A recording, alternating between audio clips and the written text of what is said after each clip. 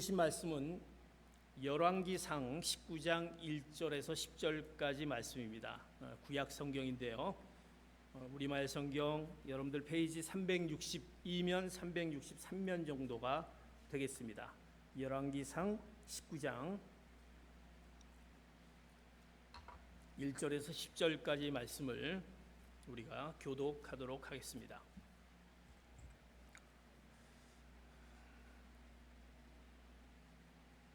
19장 1절 제가 보겠습니다. 아합은 이세벨에게 엘리야가 한 모든 일과 엘리야가 모든 예언자들을 칼로 죽였다는 이야기를 해 주었습니다. 그러자 이세벨은 엘리야에게 사람을 보내 말했습니다. 만약 내일 이맘때까지 내가 내 목숨을 죽은 예언자들 가운데 하나의 목숨처럼 되지 못하면 내가 우리 신들에게서 천벌을 받아. 엘리야는 이 상황을 보고 목숨을 지키려고 일어나 도망쳤습니다. 그는 유다의 브엘세바에 이르자 자기 종을 거기에 남겨두고 그는 로덴나무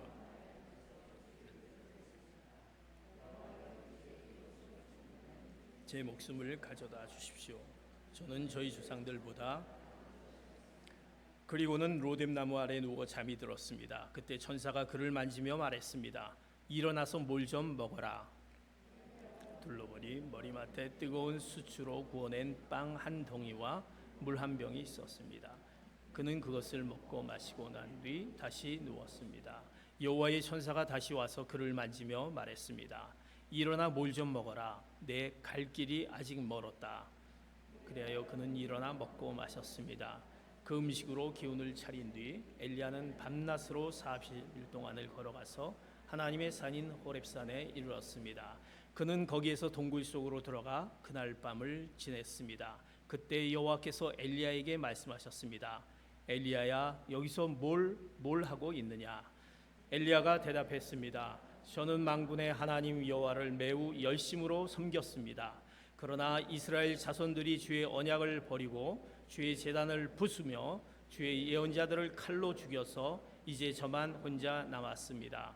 그런데 저들이 이제까지 제 목숨까지 빼앗으려 합니다. 아멘.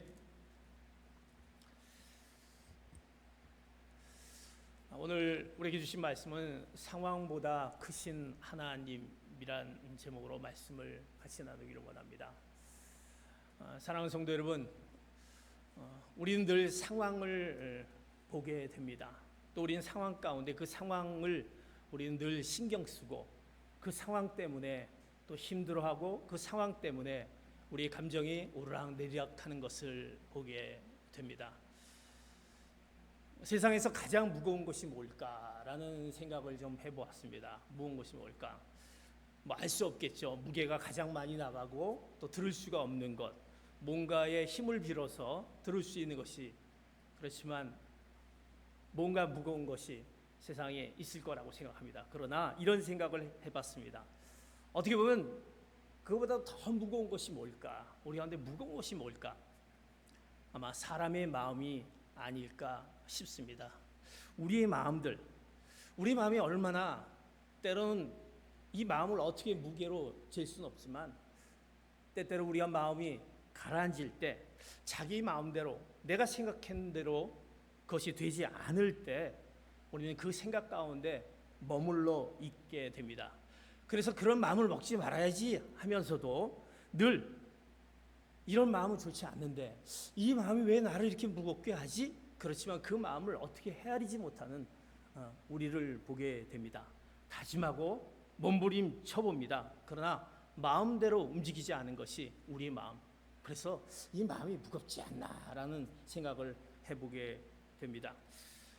우리 삶이 어떻게 보면 마음이 가라앉아 움직이지 않은 그런 상태에 있는 우리의 지금 상황 가운데 있는 그런 마음들, 마치 우리의 희망과 의욕이 넘쳐서 열심히 살다가 내가 열심히 살아보겠다고 이렇게 살아보지만 뜻하지 않게 어려운 그 삶의 무게 가운데 감당하지 못해서 정말 주저앉고 싶고 너무나 속상해. 내가 이렇게 노력했는데 정말 그 마음에 들지 않는, 생에 아무 의미가 없는 듯한 우리의 그 눌리는 그 마음 가운데 있는 것, 그것이 우리의 마음이 아닌가 싶습니다. 오늘 성경의 본문은 그 엘리야가 그런 마음 가운데 있습니다. 그 엘리야가 오늘 본문을 보면서 그의 마음이 너무나도 힘들고 어렵고 지치고 낙심돼 있어 그것을 하나님 앞에 기도하는 그 앞에 자리에 있는 그 본문의 말씀을 보게 됩니다. 오늘 엘리야처럼 우리가 그런 마음 가운데 있을 때 여러분들은 어떻습니까? 그 마음을 어떻게 추스리십니까? 그 마음 가운데 모르겠다 그냥 주저앉아 버릴까?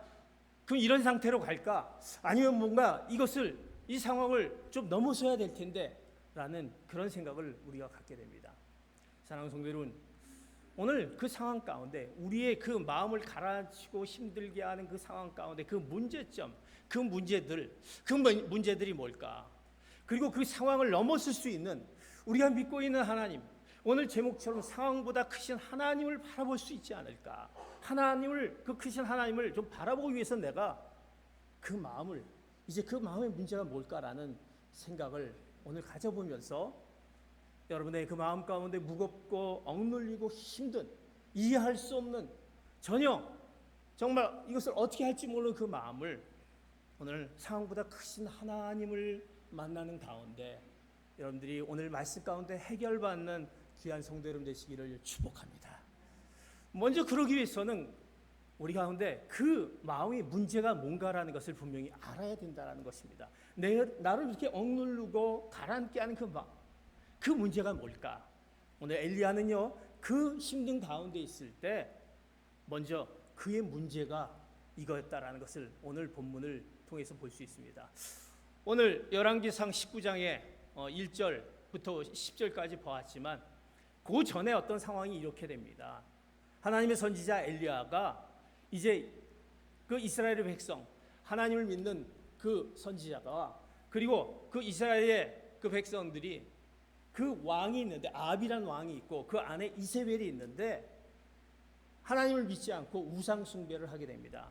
그들의 우상은 바알과 아세라였습니다. 그 바알과 아세라를 섬기는 그들과의 어떤 이제 누가 크느냐라는 것을 놓고 이제 19장 전에 보면 이제 갈멜산에서 거기서 대결하는 그 장면이 나오게 됩니다. 우리가 잘 알고 있는 대로 그 장면 가운데 분명히 하나님께서 엘리야와 함께 하셔서 그 이세벨의 우상 숭배하고 있는 아세라와 그 바알의 선지자 850명 그들이 소리를 높여서 자기가 원하는 것을 하려고 했지만 되지 않았을 때 이제 결국 하나님이 한순간에 그 모든 것을 완전히 해결해 주신 그 사건이 이제 그 전장에 나오는 것을 보게 됩니다. 그러면서 이제 그들이 이것이 해결되지 않았구나. 그리고 이제 도망치게 됩니다. 이제 도망치는 그들을 다 이제 죽이는 그런 사건이 이제 나오게 됩니다. 이제 이것을 보고 그 우상 숭배를 하고 있는 그 아합 왕이 그 우상 숭배를 하고 있는 그 이세벨에게 이제 이야기를 합니다. 이런 사건이 일어났다. 그런데 이제 엘리야 선지자를 통해서 너희 우상 숭배를 섬기는 그 선지자들을 다 죽였다. 그러면서 그런 얘기를 하면서 이세벨은 그 우상 숭배를 하는 그 여왕이었었거든요. 그렇게 얘기를 합니다. 그러면서 이런 보고를 그 아내에게 얘기를 합니다. 이세벨은 화가 납니다. 그러면서 그 화나면서 그 이세벨이 누구에게? 엘리야에게 이제 협박을 하는 장면이 이제 나오게 됩니다. 그것이 이제 3절을 통해서 이렇게 나오는 것을 보게 됩니다. 열왕기상 19장 3절 같이 보겠습니다. 시작. 엘리야는 이 상황을 보고 목숨을 지키려고 일어나 도망쳤습니다. 그는 유다의 브엘세바에 이르자 자기 종을 거기에 남겨두고. 이제 엘리야는 분명히 하나님의 은혜로 그 우상 숭배와 대결해서 이겼습니다. 그런데 이제 이세벨이 그 얘기를 듣고 뭐라고 얘기하냐면 내가 너 엘리야를 가만두지 않겠다. 너를 죽여버리겠다. 이렇게 이야기합니다. 이 얘기를 엘리야는 듣고 오늘 본문의 말씀 그 목숨을 지키려고 일어나 도망쳤습니다. 라고 본문 나오고 있습니다. 엘리야는요, 그가 바라고 기대했던 그 현상, 이제 하나님이 함께 하셔서 이제 우상 숭배를 물리쳤는데 자기에게 돌아오는 것은 어떻게 보면 이제 이스라엘 백성들이 마음을 돌이키면서 이제 하나님을 다시 믿고 하나님 앞으로 돌아가겠다라는 그것이었는데 그것이 아니라 되려 그 이세벨이 자기를 죽이겠다고 합니다. 그리고 그 가운데 이제 어려움이 그 가운데 그 마음 가운데 있게 되는 것을 보게 됩니다. 엘리야는 마치 백성들이 구테타를 일으켜서 그 왕과 아합 왕과 그 이세벨을 죽이든지 아니면 그 왕의 자리에서 내려놓든지 아니면 그들이 이제 하나님 앞으로 회개해서 우리가 믿고 있는 우상이 잘못된 것이다 라고 회개해서 돌아오는 것을 기대했는데 그게 아니라 자기를 죽이겠다고 하는 그 이세벨의 이야기를 듣고 그는 그 목숨을 구하려고 도망쳤다라고 부모는 이야기하고 있습니다. 엘리야는 현재의 상황을 보고 판단했고 그가 절망 가운데 그 현실을 받아들이게 됩니다. 우리의 문제점은 뭐냐면 우리의 현실, 지금의 그 현실, 그 현재의 상황, 그 상황 중심적 판단이 우리 가운데 늘 있다라는 것입니다. 내가 눈앞에 보이는 지금에 이루어져 있는 그 상황을 보고 우리는 판단하게 됩니다. 그리고 그 상황을 넘어선 것을 우리가 바라보지 못하고 있습니다. 엘리야는 지금 상황에 자기를 죽이겠다고 하니 그 상황을 보고 그는 그 전에 했던 그가 무엇을 했던 것을 다 잊어버리고 현재 상황의 그 중심의 판단에서 그는 도망가 버리는 그리고 하나님 앞에 무릎 꿇고 하나님 앞에 호소하는 그 모습을 보게 됩니다. 엘리야는 그런 사람이 아니었습니다.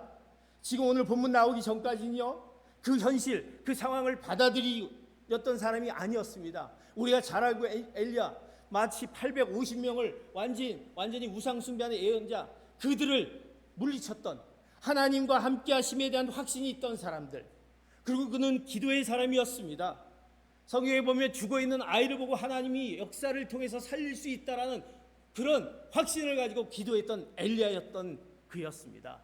그들이 우상들을 섬겼을 때 너희들은 우상과 하나님의 그 둘 가운데 너희들은 누구를 섬기려고 하느냐라고 담대하게 그들에게 외치면서 너희들이 잘못됐다라고 외쳤던 그 전까지 그런 외쳤던 불굴의 용사 그런 선지자였던 그였는데 그가 이제 자기 지금 상황 가운데 너를 죽이겠다고 하는 그 말 가운데 상황 가운데 이세벨의 말 앞에 그는 도망쳐버리면서 그의 모습이 침체되는 그의 모습을 보게 됩니다.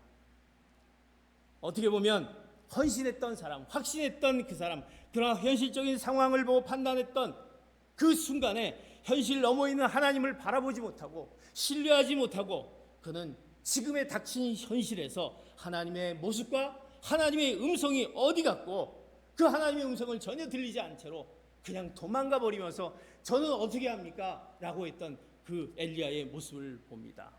사랑하는 성도 여러분, 우리는 어떻습니까? 우리도 우리의 삶을 살면서 우리가 하나님을 믿고 살지만 우리가 닥치게 되는 그 상황 가운데 순간 상황 가운데 우리는 우리의 연약함과 어떻게 보면 주위의 환경의 그 문제들로 하여금 그것 때문에 우리가 거기에 무너져 버리게 됩니다. 그리고 그 현재의 상황을 계속적으로 묵상하는 가운데 이거를 어떻게 하지 하면서 우리는 절망 가운데 우리는 주저앉아 버리고 머물러 있고 우리는 낙심하게 되는 우리의 똑같은 엘리야처럼 그런 상황을 우리가 맞이하게 되는 것을 보게 됩니다. 우리가 성경에 보면 우리가 잘 알고 있는 이스라엘 백성들이요, 이스라엘 백성이 그 가나안 땅에 들어가기 전에 12명의 정탐꾼들을 통해서 그 가나안 땅이 어떻냐라는 것을 보내게 됩니다. 거기를 정탐하고 돌아온 그 12명 중에서 10명이요 뭐라고 얘기하냐면 그 땅을 가보니까 그 땅은 적과 꿀이 흐르는 땅 괜찮은 땅인데 우리가 보니까 거기에 안악 자손이란 큰 자손들이 있어서 우리는 거기를 무찌를 수 없습니다. 우리는 메뚜기와 같습니다라고 그 10명이 그렇게 얘기합니다.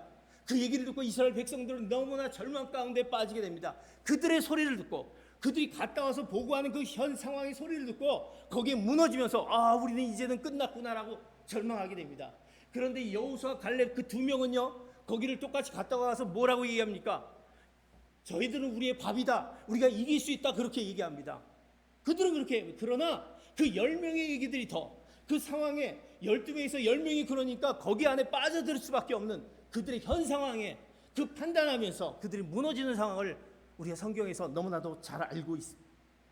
우리 자신의 그 현재 문제에 집착하다 보니까 현 그 상황을 바라보고 판단할 때 하나님이 보이지 않는다라는 것입니다.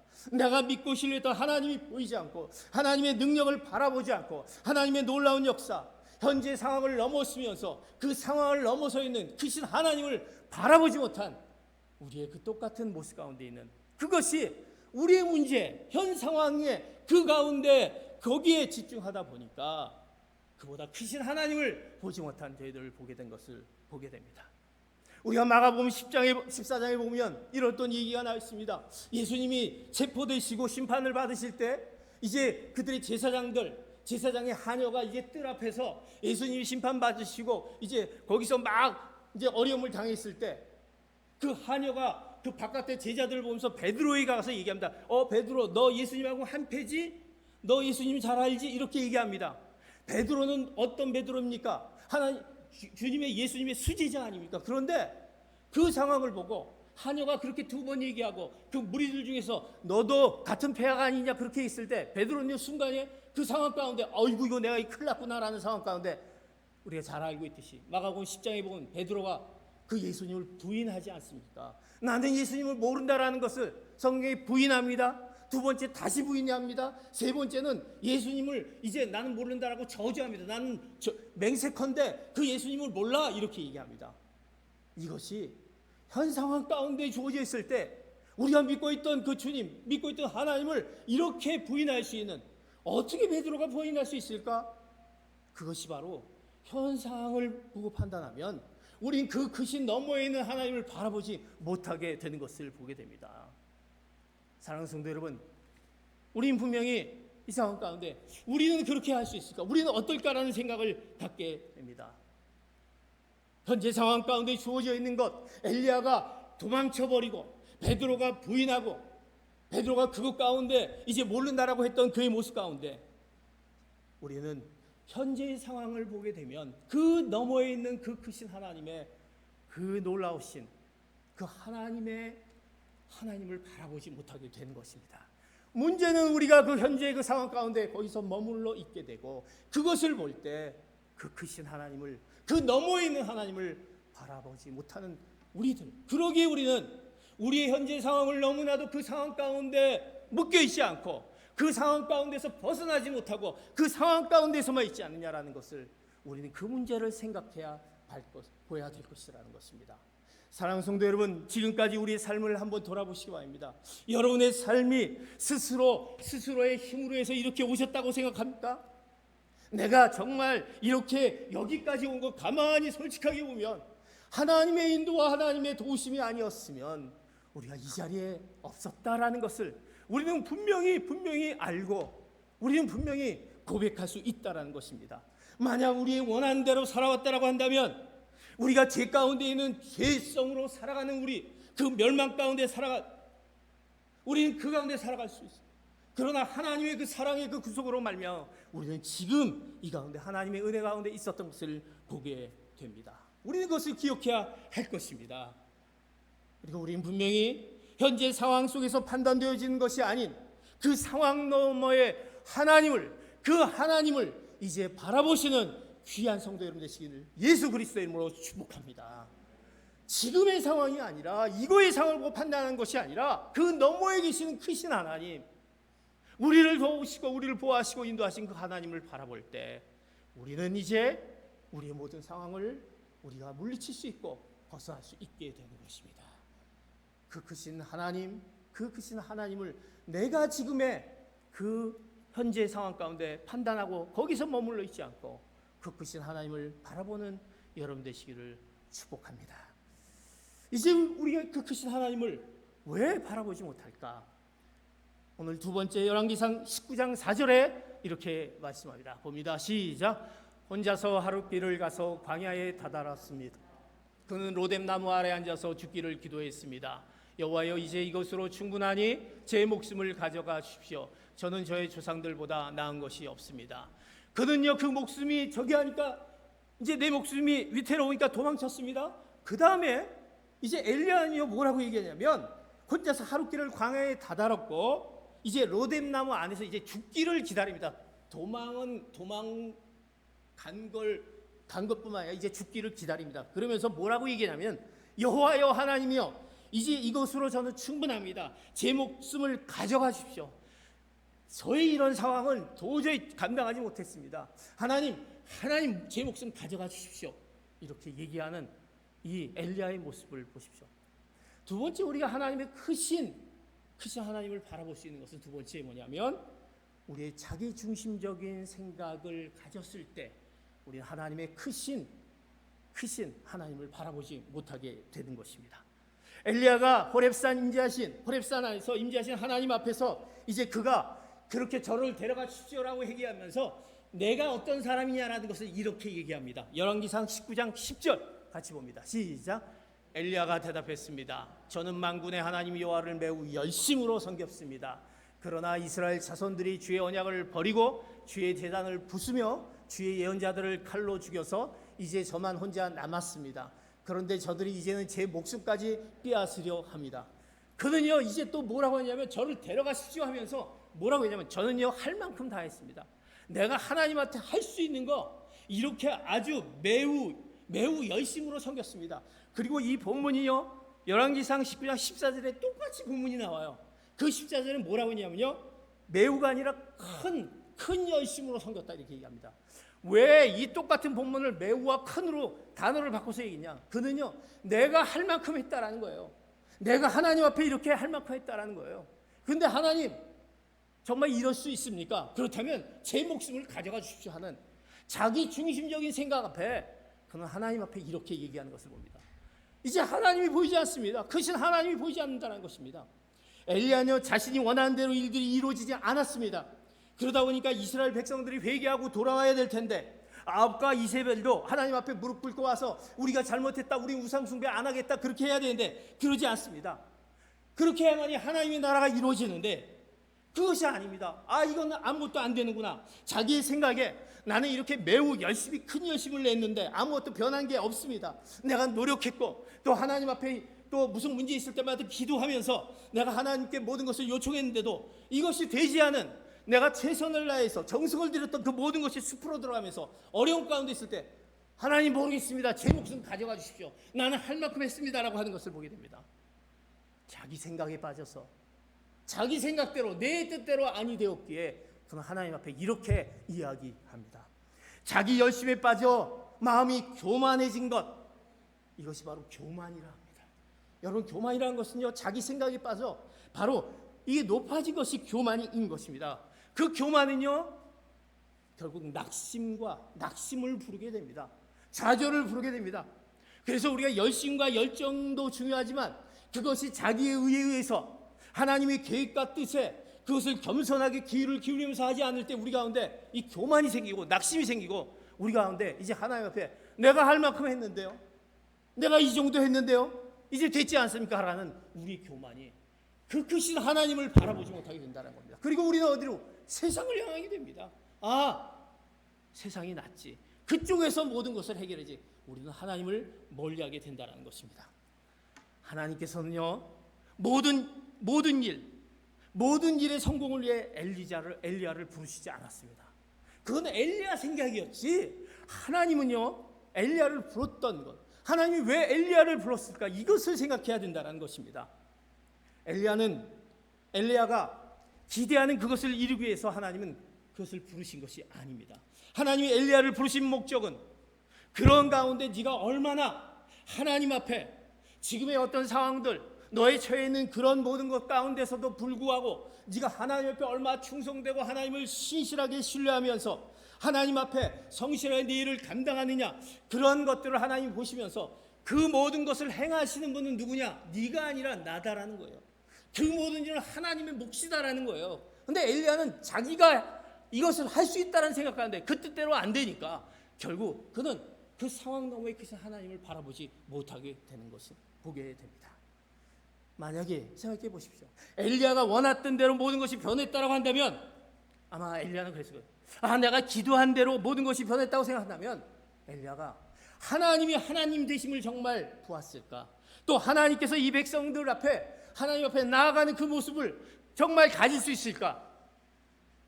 그는 자신의 기도로 모든 것이 이루었다는 그 자만심, 그 교만 때문에 사로잡혀 있을 것입니다. 그리고 하나님을 바라보지 못했을 것입니다. 하나님의 그 크신 하나님을 바라보지 못했을 것입니다. 하나님은 엘리야에게 그것을 깨닫게 해주시겠어, 그것을 붙들어주기 위해서 하나님이 그 가운데 지금 그에게 이런 상황을 허락해 주는데 그것을 보지 못하는 엘리야의 모습, 자기 중심에 빠져 하나님의 음성, 하나님의 크신 원대한 계획을 보지 못하는 그의 모습을 보게 됩니다. 사랑하는 성도 여러분, 우리는 어떻습니까? 우리가 절망과 낙심 가운데 빠져 있고 내가 지금의 상황 가운데 나의 꿈들, 나의 비전들, 나의 일터, 나의 가정들, 또 나의 그 질병들 가운데 왜 이렇게 나에게 힘들고 어려운 가운데 있을까? 힘들고 지쳐서 탈진하고 있을 때 이제 우리는 그 너머에 하나님이 우리 가운데 허락하시는, 그 너머에 하나님이 우리 가운데 기대하시는, 하나님이 그 가운데 우리에게 뭔가 찾고 계신 그것을 우리는 보아야 한다라는 것입니다. 그럴 때 우리는 상황보다 크신 하나님을 붙잡고 하나님의 그 원대한 뜻과 계획을 우리가 발견하게 되는 것입니다. 사랑하는 성도 여러분, 이제 우리는 하나님보다 크신 하나님, 상황보다 크신 하나님을 이제 바라보며 우리의 자기 중심, 내 생각대로, 내 판단대로, 내 계획대로 했던 것들을 이제 우리가 다시 한번 돌이켜보면서 그 하나님의 그 꿈과 계획을, 상황보다 크신 하나님을 앞에 이제 바라보는 귀한 성도 여러분 되시기를 축복합니다. 원대한 꿈을 가진 세 그루의 나무의 이야기의 동화 이야기를 하나 해주겠습니다. 세 그루의 나무가 있습니다. 동화 이야기입니다. 동화 이야기인데 아주 이야기에 우리에게 굉장히 좋은 교훈이 있습니다. 그 세 그루의 나무들은 그에게 꿈이 있었습니다. 그 나무의 첫째 나무는 올리브 나무였고, 두 번째 나무는 떡갈나무였고, 세 번째 나무는 소나무였습니다. 올리브 나무의 꿈은 뭐였냐면, 올리브 나무는 이제 자기가 이 나무가 아주 이 나무를 통해서 정교하고 세련된 그 보석 상자가 돼서 내 보석 상자에 아주 귀한 것들이 담아졌으면 하는 그것이 이 올리브 나무의 꿈이었습니다. 근데 어느 날 이 올리브 나무를 본 그 나무꾼이 그 나무를 그냥 잘라 버렸습니다. 그리고 올리브 나무가 생각했던 그것이 아니라 뭐를 만들었냐면 그 동물들이 먹는 그 밥통을 만들게 됩니다. 너무나 가치 없고 존재 없는 올리브 나무 얼마나 실망하게 됩니까? 두 번째 떡갈나무는 그의 원대한 꿈은요, 그 떡갈나무를 자기 나무가 이제 잘 만들어서 그 위대한 왕을 태울 수 있는 그런 큰 배를 만드는 것이 떡갈나무의 꿈이었습니다. 근데 어느 날 이 나무꾼이 와서 이 나무를 그는 떡갈나무의 꿈이었죠. 베버립니다. 그리고 그 위대한 왕을 모실 수 있는 멋진 그 배가 아니라 보잘것없는 그 낚시꾼들이 하는 그 조그마한 배를 만들게 됩니다. 너무나 슬펐습니다. 떡갈나무, 내가 이럴 수밖에 없냐. 세 번째는 소나무였습니다. 우리가 잘 알고 소나무는 얼마나 곱게 뻗고 그 어떤 청청한 모습이 우리가 소나무를 볼 때마다 우람차다 하지 않습니까?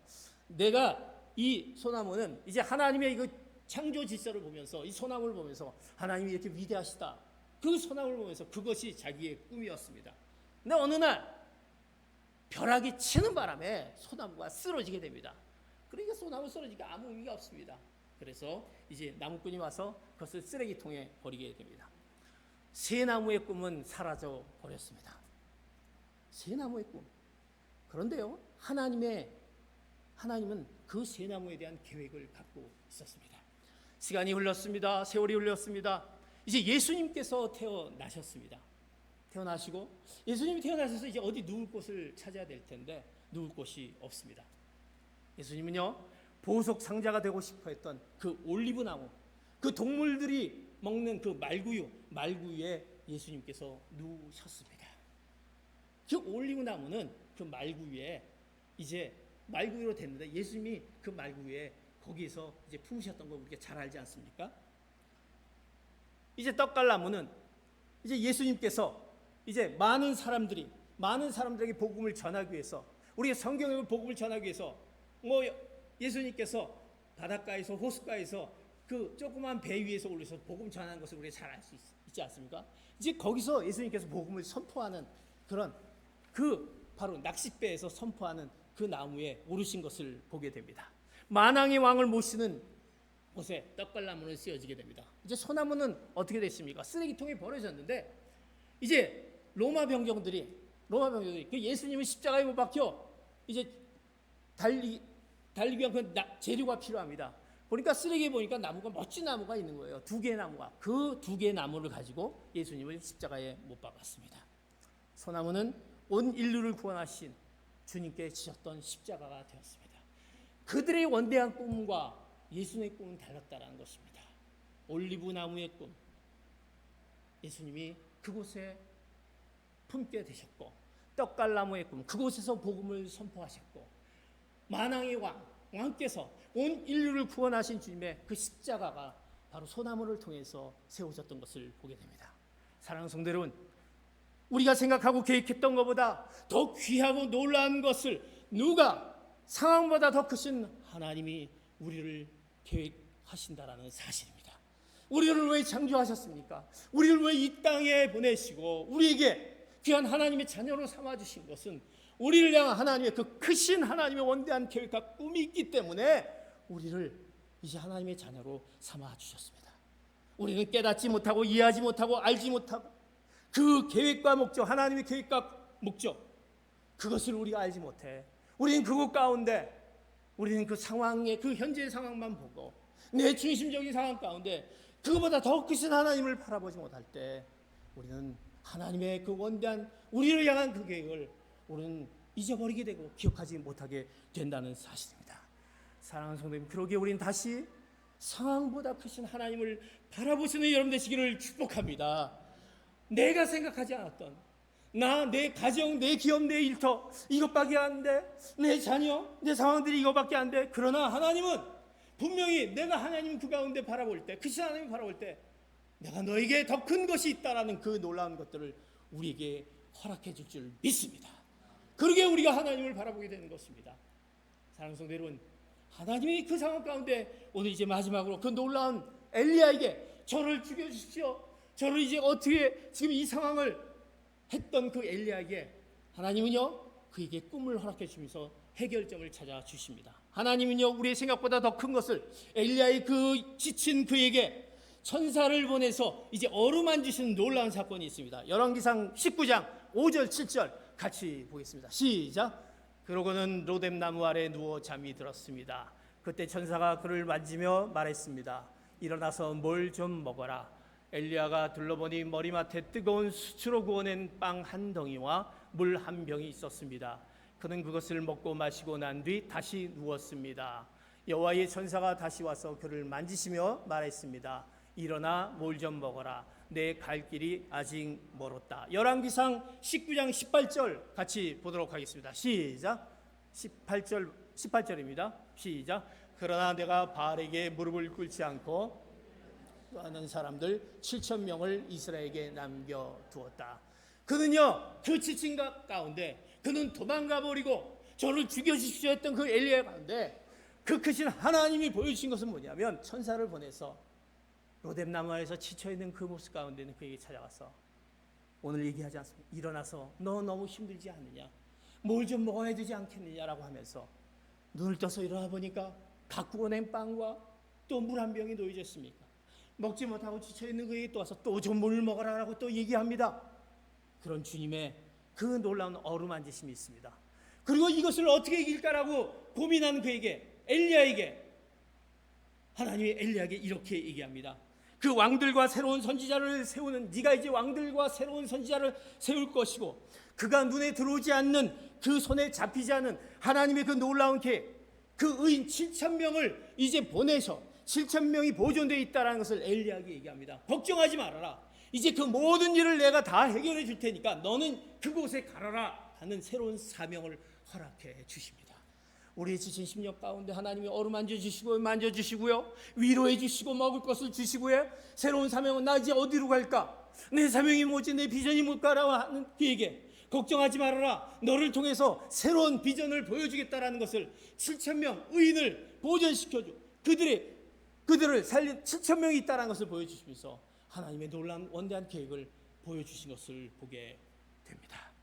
사랑하는 성도 여러분, 오늘 이 아침에 이 말씀이, 상황보다 크신 하나님의 말씀이, 그 하나님이 우리 가운데 있기에 여러분을 만지실 줄 믿습니다. 여러분의 힘든 영혼 가운데, 여러분들이 포기할 지경 가운데, 낙심 가운데, 어찌할 수 없는 것 가운데 하나님이 이제 물 좀 먹어라, 이제 내가 너에게 준비된 이 모든 것들이 있다. 걱정하지 말아라 하는 그 말씀이 여러분들 귓가에 들려지면서 하나님을 만나면서 그 크신 하나님을 통해서 이제 여러분들의 그 영혼들이 다시 새롭게 일어나요. 용기를 가지고 이제 주님을 더욱더 주님 앞으로 나가는 귀한 성도 여러분 되시기를 축복합니다.